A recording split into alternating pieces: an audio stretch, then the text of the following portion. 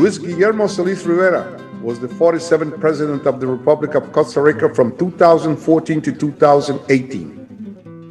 He was inaugurated into the office on May 8, 2014. He is a member of the center-left Citizen Action Party, PAC. Solis led the field in the 2014 presidential election and won the presidency in a landslide election, winning more votes than any presidential candidate in the history of the nation.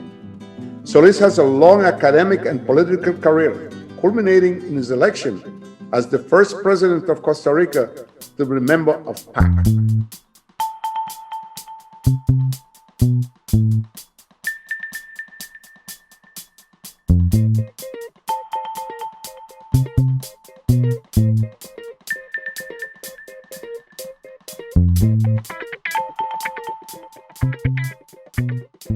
Good evening. Welcome to a special edition of the International Grapevine. This is your host, Wallingford Lee.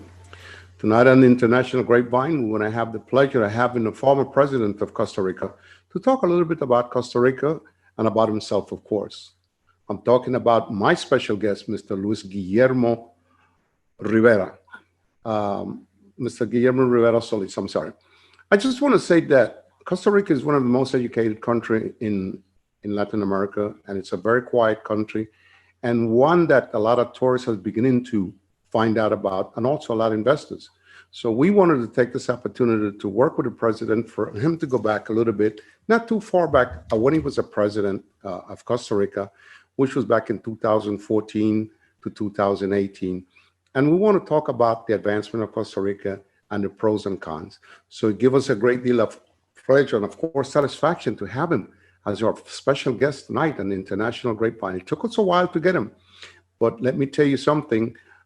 He's a good man, a solid man, and it's good to have him on board. Welcome to our show, President Solis. Thank you very much, Mr. Lee. I'm very honored to be here tonight, and I thank you for the invitation. It's clearly a privilege for me, and I'm very happy to be able to address our viewers about Costa Rica and what it has been able to accomplish through the decades.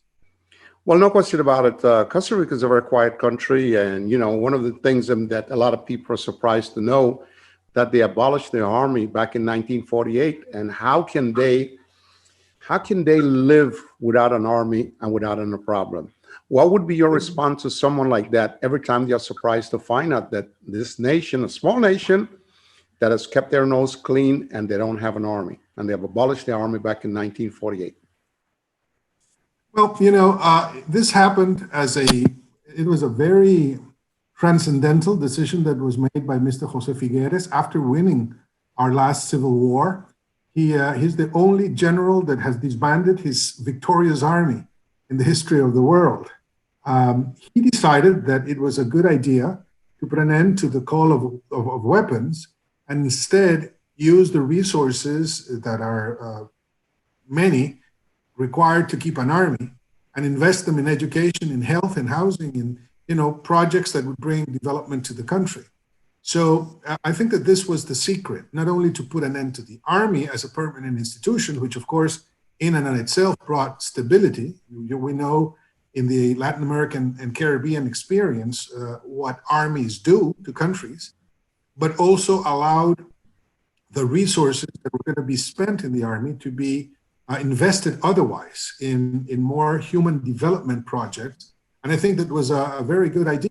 Now, we didn't have a strong army to begin with before the army was abolished. This is to be said.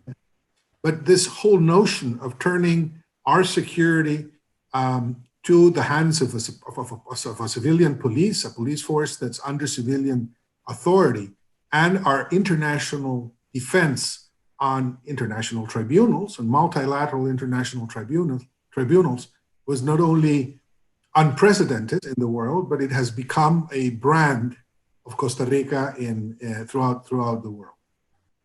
Well, it goes without saying that Jose Figueres really had a tremendous vision at a time like that, where he could have taken power, and he was honest and upfront, and he had a tremendous amount of vision.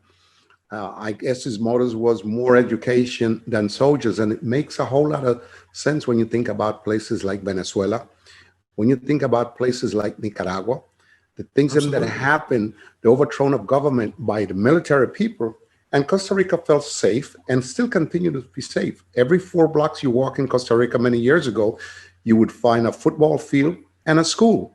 And it continued to be that way. And that's tremendous vision in this part, no question about it.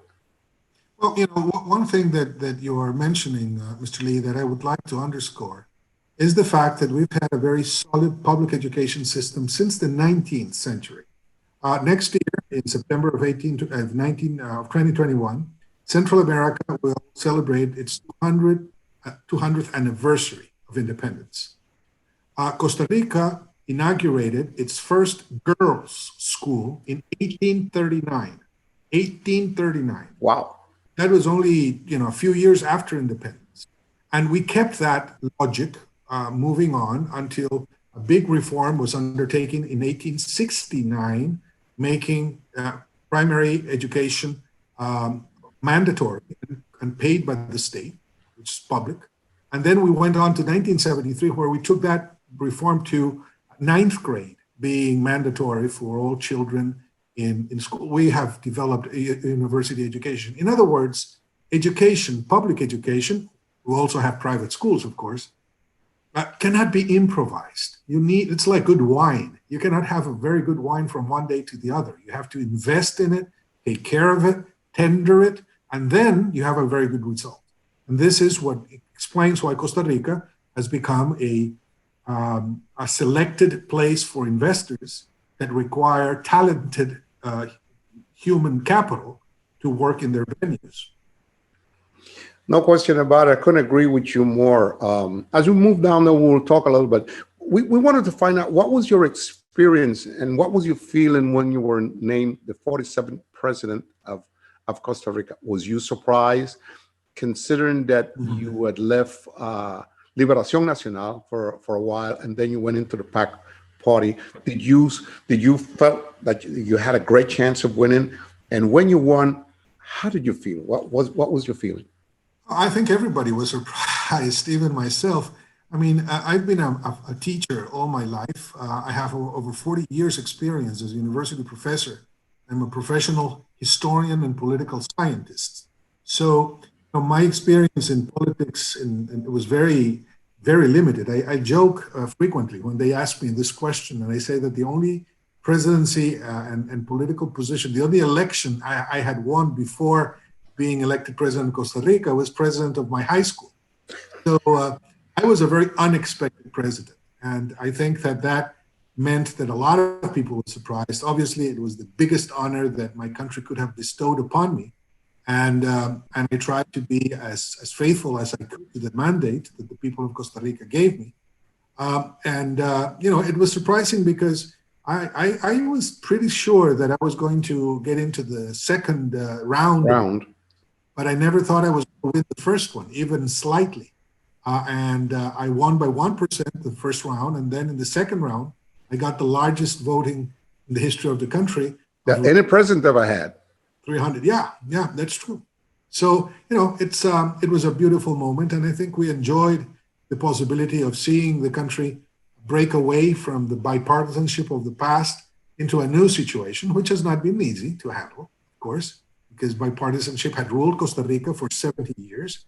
But the country is now a different place, and I'm glad to know that this is, in part, the result of my administration. Well, we know for many years Costa Rica was a two-party country. It was either Liberación Nacional and the other party escaped my mind right now. But those were the two principal parties. So when the PAC party came aboard, I think a lot of people were surprised, but also they demonstrated what they were feeling. They wanted a change. And we understand that in the PAC party that you run against Epsi Campbell, Juan Mendoza, Ronald Solis to be the leader of the PAC in order to get the presidency. But I was surprised to find out that the country went away from a two-party system. I was really shocked about that. What do you think caused that? Well, I think this has happened throughout the world. In a sense, in the United States, it happened with Obama in the Democratic Party. It happened with Trump in the Republican Party. They were also not outsiders because, Mr. Trump was obviously in business, but Mr. Obama had been in politics for a long while, but they did not belong to the establishment. They were not people who were supposed to be at the forefront of their parties. There was there was, and I think it continues to exist, some tiredness about traditional politics, of politics as usual. And this is what has explained, I think, throughout the world that you'll see, and I was one of the first, a rupturist president coming to powers. People got tired of what they saw, and they wanted change. You said it well, and this happened at Costa Rica. You know, bipartisanship is a very good model when you have a very homogeneous society. But when society becomes diverse, or increasingly diverse, and not only in a professional or economic sense, but also in a sociological sense, then bipartisanship doesn't work. You need to form alliances, coalitions of social forces that are striving to get represented and are not necessarily represented in bipartisanship.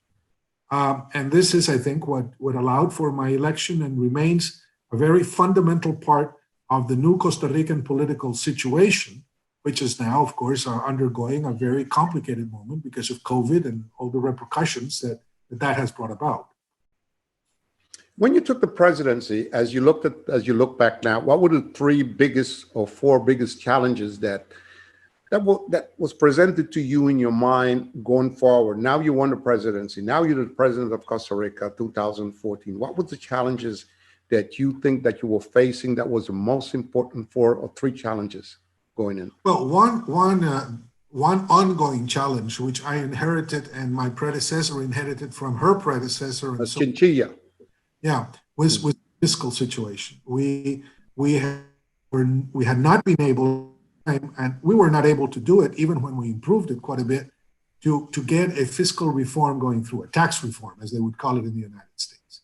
And that was a big hassle. I mean, Costa Rica's democracy, as any democracy, Mr. Lee, in the world, is expensive to maintain. I'm the son and the grandson of shoemakers, and I like to compare democracy with a good pair of shoes, in the sense that good shoes are always expensive shoes. Some shoes are very expensive and they're not good quality shoes. But if you combine quality and branding and etc., a pair of good shoes is always expensive. So happens with democracy. Democracy is always expensive. You can have very expensive democracies that are not good. Okay, you have to watch expenses and you have to watch corruption and other things. But if you want to have a good quality corruption, you have to pay for it. And the only two sources a country like Costa Rica has in order to do this is the economy, the general productivity of the country, and the taxation system. And our taxation system was very low, 13%, which obviously is lower than the average in Latin America, and we couldn't solve it. So that was one challenge. The second challenge was unemployment, which was at the time around 10%, with an informal employment that was around 30%. You know, that was half of what it is in other countries of Central America, but still too high. And we had to, in order to get the unemployment down, you have to support private business. There's no other way to do it. Government cannot pick up for that. So that was the second challenge. And I think that the third challenge had to do with getting the infrastructure moving again. There was a lot of money that we had received in loans that was not being used, and we put it to use, all of it. In fact, so much so that the Alvarado administration that succeeded mine is still using, you know, the monies that we were able to bring forth that had been approved but were not being used in building new roads and updating the infrastructure of the country. I think one of the biggest things that face Costa Rica, otherwise than things that you talk about and you just finished, the infrastructure of Costa Rica. I think that it needs somewhat of an upgrading as it is right now. I think it's a beautiful country. It has a lot to offer, but the infrastructure situation is something of concern as you think about it, because these are roads that were built many years ago. Some of them has been upgraded and stuff like that, but they still need to be dealt with. There's a lot of things. We heard a rumor that China might be interested in being part of the players them to build infrastructure of Costa Rica. How true is that? I don't know. Oh no, they are already rebuilding one of the main highways to the Caribbean coast, to the city of Limon. This is a big project that was started under the Arias administration and that moved forward rather swiftly during my administration.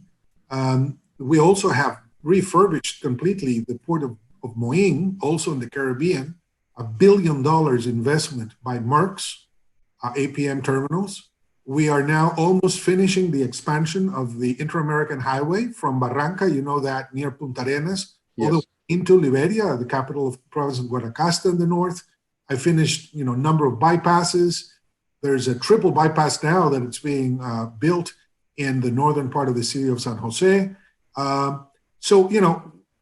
think that you're right. Yes, we need more. We, for example, I invested a lot of money in aerodromes, in regional airports, which I found were necessary to stimulate tourism within Costa Rica, because sometimes it takes just too long to get to the southern part of the country, and the tourists do not have the time to do it. So we invested that heavily on it. But still, infrastructure, as you mentioned, is something that you have to be updating all the time. It grows with the country. You can see it in bigger countries. You get to Seoul, you get to Los Angeles, you get to Miami, you get to New York, and there's always something going on in the streets, in the highways. They're always building because there's need for bigger infrastructure to take care of the public. So yes, we could do better in that field. I'll answer you in this way. Obviously, when you're a president, the criticism and the pressure come from all different directions. And my feeling is, and I'm not a good politician, I'm a bit of a historian, an economic type of person. 4 years sometimes is not enough time for a person to finish all the project and processes that they see and they want to do. And I think, if I remember the laws of Costa Rica, you're only allowed to serve one term out. That's 4 years, and then you have to come out. Having said that, I'm thrilled to find out that China is involved with the product, the building the roads them to Limon. I think a little bit in some ways that Limon is the forgotten town a little bit, because all the tourism seem to go to the Pacific. So what can be done in your estimation about building the Atlantic zone so that it can have the access, bringing tourism to the Atlantic zone, like years ago when the Americans used to be in Limon? Well, let me say that in terms of what you mentioned about re-election, it's interesting. When I was in campaign, I vowed that I would only run once in my life, that I was never going to seek re-election. And I did so because I'm deeply concerned, and I'm convinced of this, Mr. Lee, that re-electionitis is a malady of Latin American politics. All Latin American politicians want to rule forever. And this is something that I despise absolutely. So I said, listen, if you want to have me, you're going to have me 4 years, and that's going to be it. And in fact, I'm not going to run again if I lose this election. So I'm very much into that. Now, the Costa Rican law has changed, and now you can become reelected in a very cumbersome and very inconvenient way. You have to rule 4, have to go out 8, and then you can come back for another 4 terms, for another 4 years, which is a lousy system. We should have the American system, 4 years and then another 4 years, because you're right, 4 years is not enough. It's too short. I mean, there are a number of projects that require more time. I don't know if it's 5 or 6, but 8, I don't see that as too complicated. But at any rate, in my own case, I said no more, once, and that was it. Now, regarding Limon, you're absolutely right. Limon was and has always been a very rich province of Costa Rica. For our audience, Limon is the province that is to the Caribbean side. Some people talk about the Atlantic. No, it's not the Atlantic. It's the Caribbean.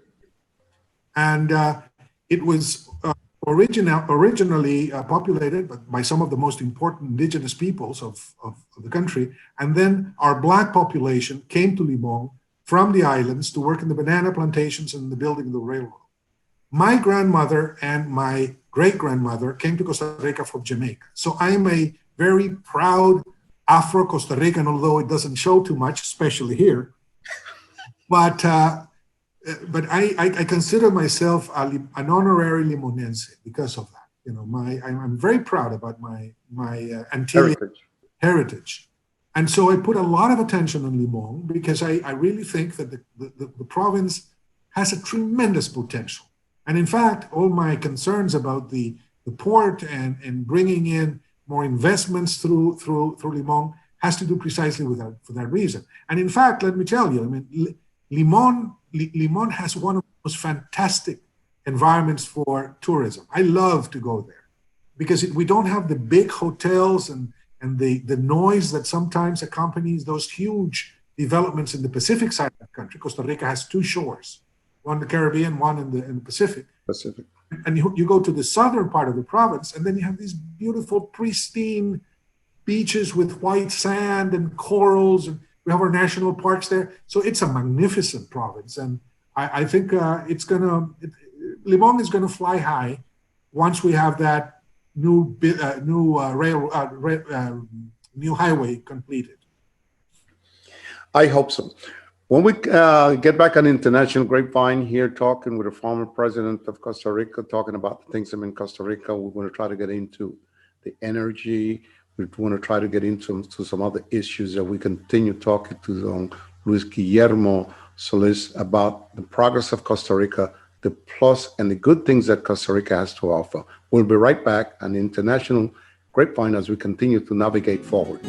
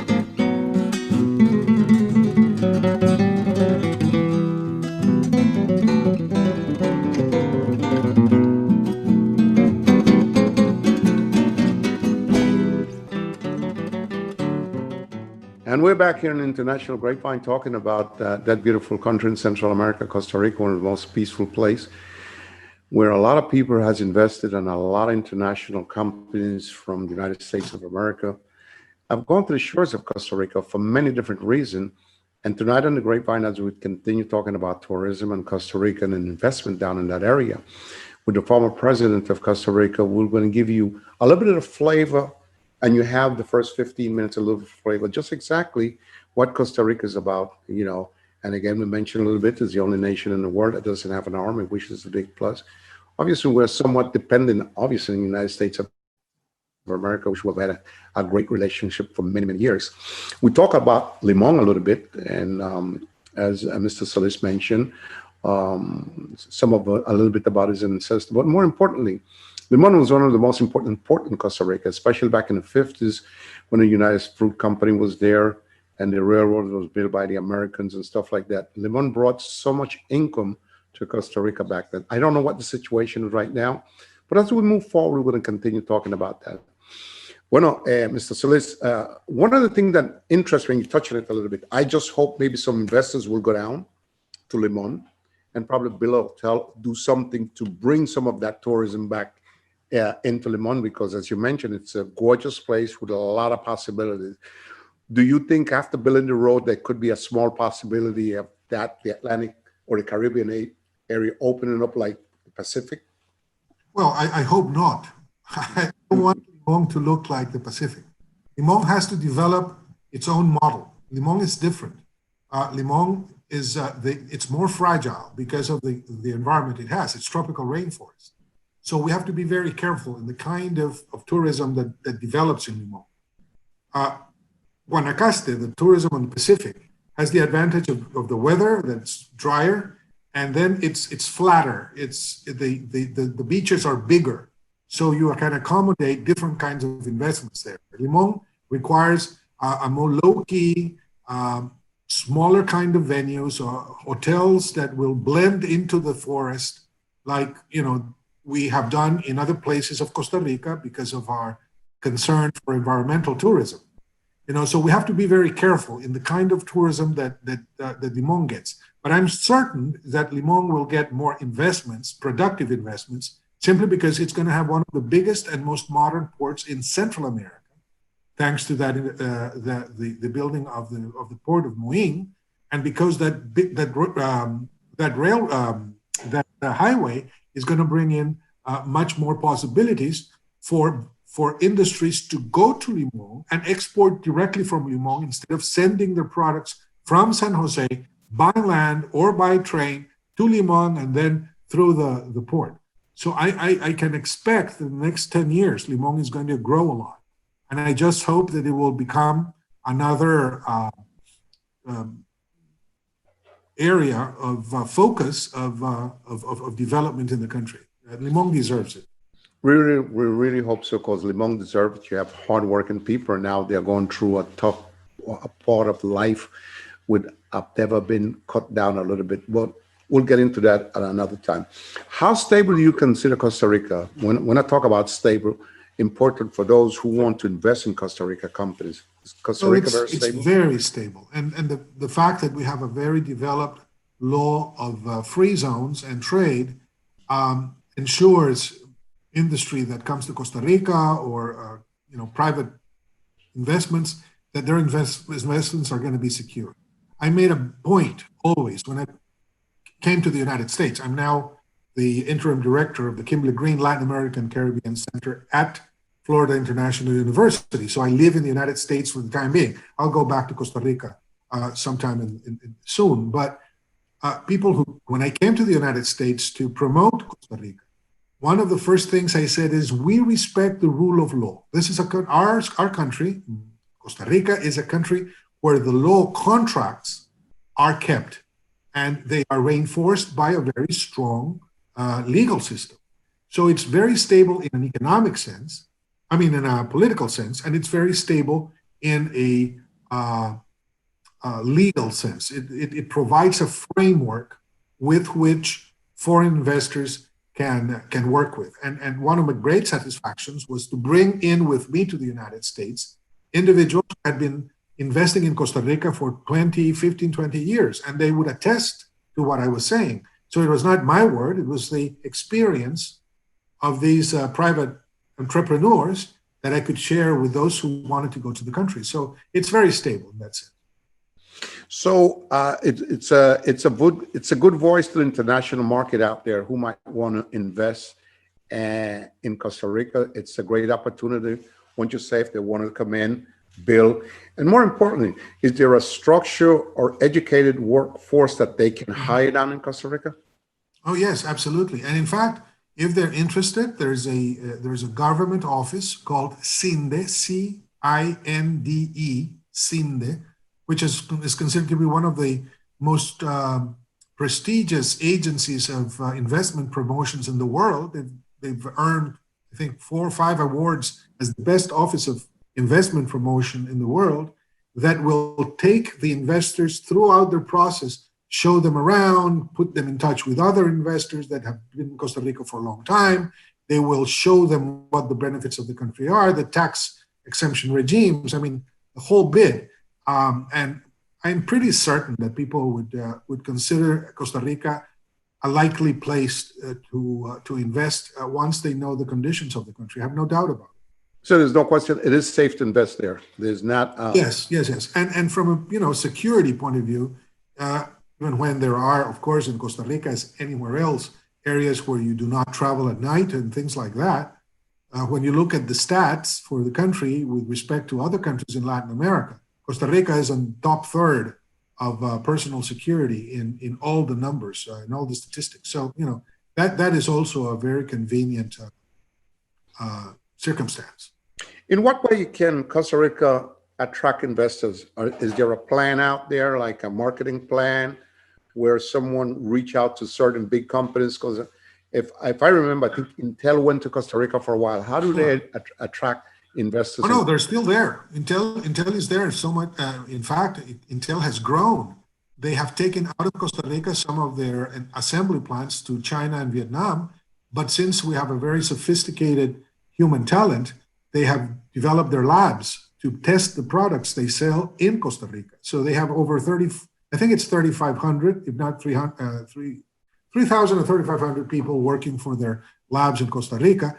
But our biggest exports today, coming from a country that was well known for its coffee and bananas, the biggest export of Costa Rica today is highly sophisticated medical implements, medical devices.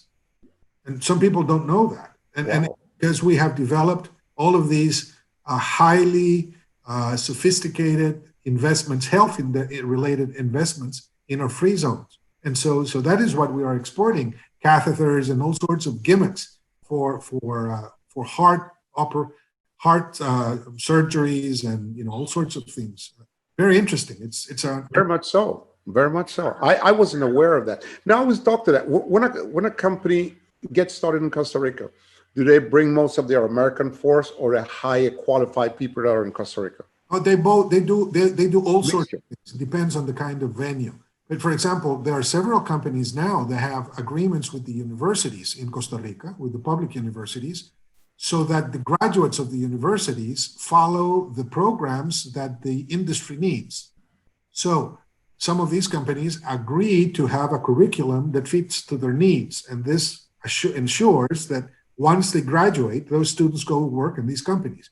Sometimes they bring in their top echelon administrators, but in a couple of years, then they're using the Costa Rican force because we have a lot of experience now. I mean, Costa Rica became very much involved in international markets 20 years ago. So it's not something that we have just arrived to. It's something that we have developed through the years very successfully.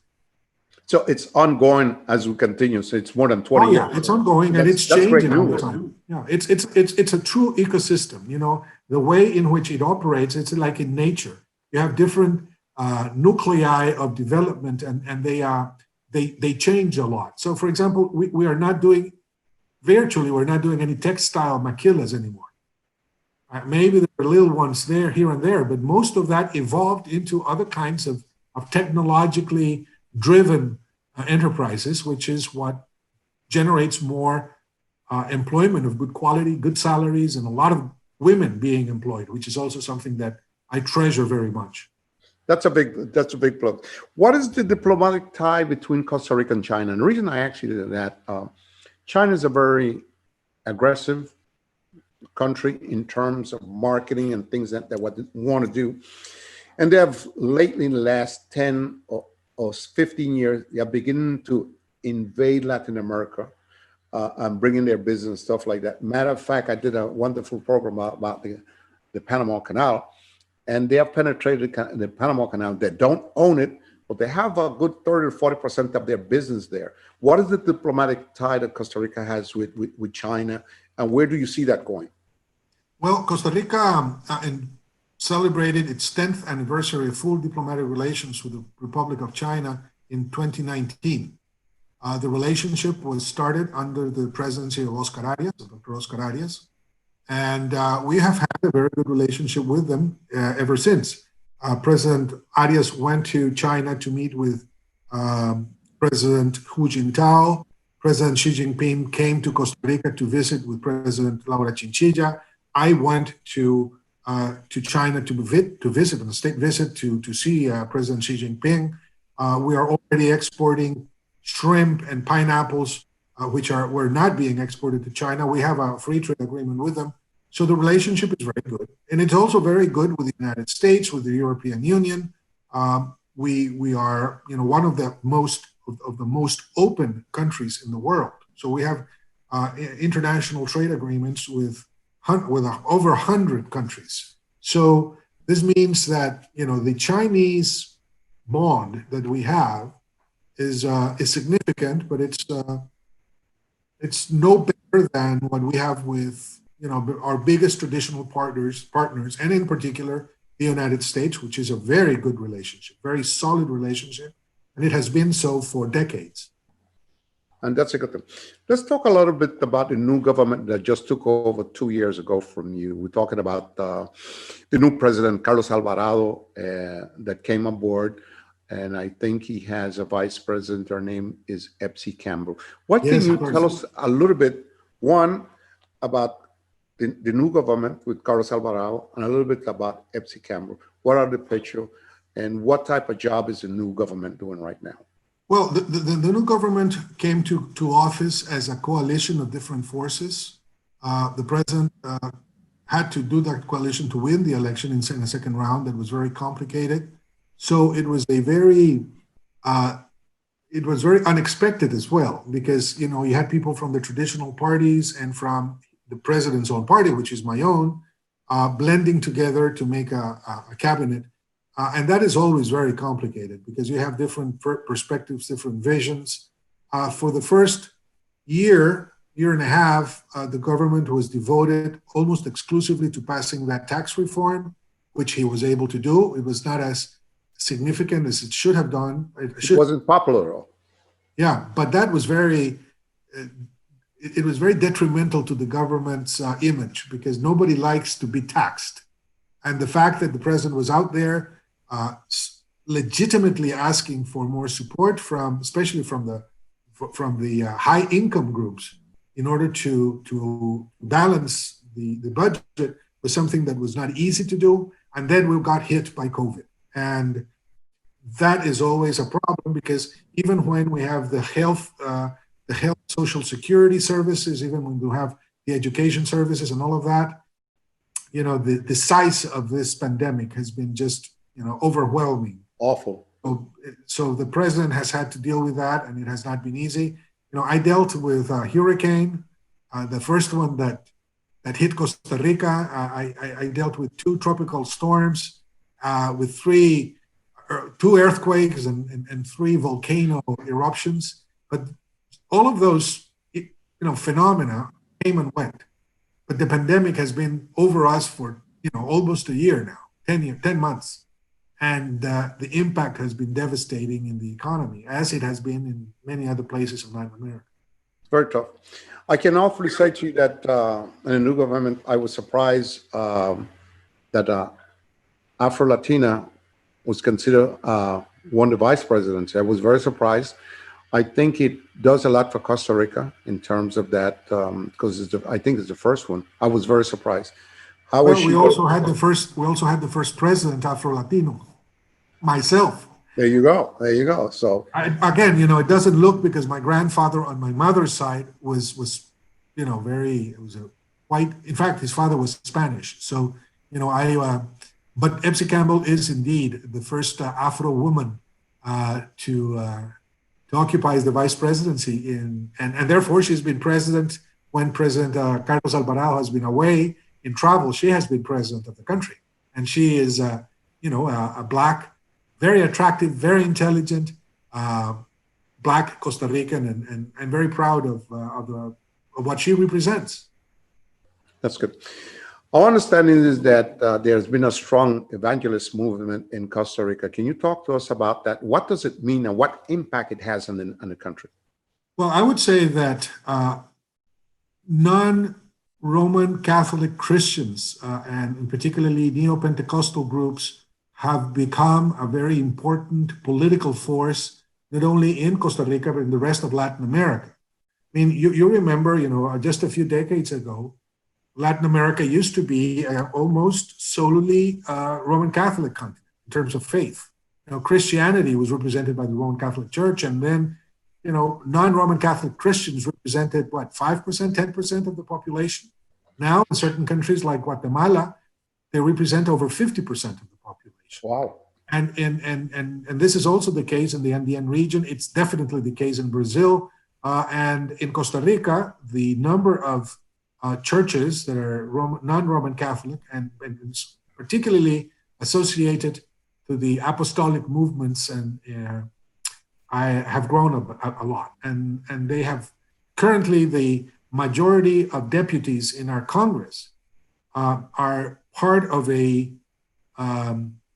are in part representatives of these evangelical parties. So it's a very significant presence, and they have made a point, just as it has been the case in the United States, of intervening in politics and adopting an agenda that's very close to their principles, especially in what pertains reproductive and sexual issues. Have they been accepted in Costa Rica? Well, they almost elected the president in 2018.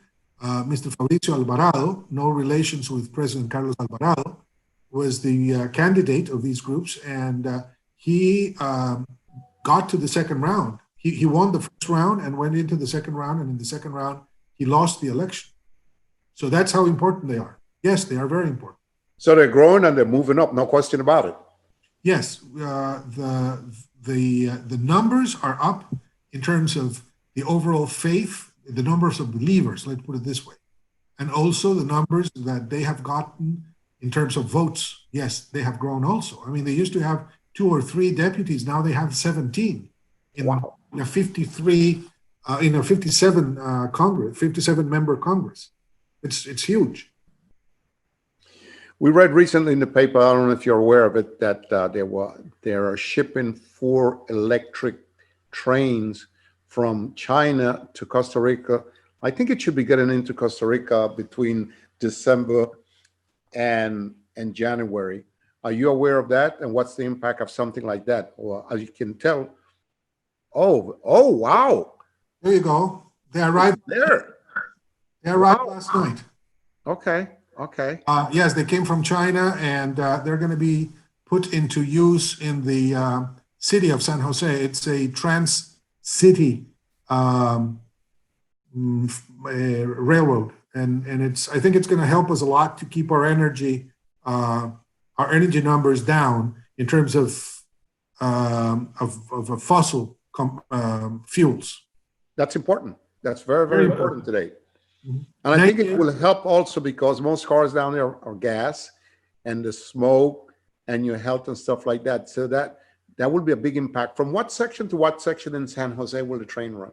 They will go from the city of Alajuela in the west all the way to the city of Paraíso in the east. So it crosses the Central Valley from one extreme to the other. And I would say it's probably around 60 kilometers, 35, 40 miles across, and then it'll have branches. But just yesterday, the new numbers for the electricity consumption of the country were released. And this past year, 98% of our electricity combustion of production was renewable, was produced with hydroelectric power. So we remain being one of the countries with the most highly renewable electricity production in the world. That's a good thing. I got a final question for you. Can't let you get away without that. What is the economic situation of Costa Rica right now? Not good. I would lie to say otherwise because it's not good anywhere. Just even in the United States, you see how difficult it is, even when the economy is recuperating very fast. Now with the vaccine, even faster. But no, it's not good. And unfortunately, we have the numbers of poverty, the number of poor people, the numbers of unemployed people, the numbers of exports are generally down, and that's unfortunate because it is going to take us a while to get to where we were before the pandemic. I don't know if it's going to be as bad as it's going to be in other countries of Latin America, probably not, but unfortunately it's not going to be easy to restore our economic health very fast. I know for many years, Costa Rica was very bright, very good economic wise. I'm a little surprised, and I know the pandemic might have had to do something with it and the other problems before the pandemic. Yeah. There were big problems that we inherited, and the pandemic made them worse.